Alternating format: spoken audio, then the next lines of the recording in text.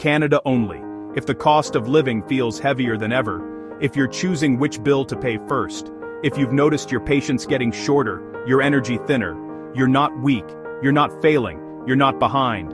You're living in one of the most expensive moments in modern Canadian history, and your body is reacting to pressure, not failure.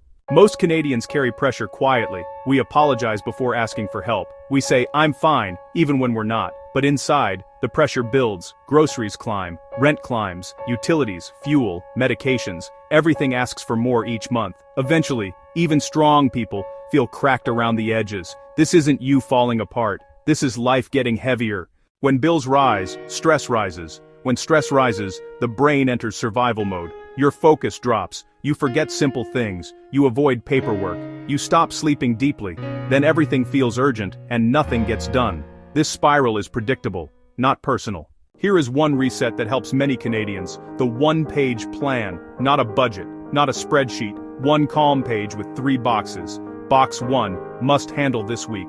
Box 2, can safely wait. Box 3, need help with, even if you dislike asking.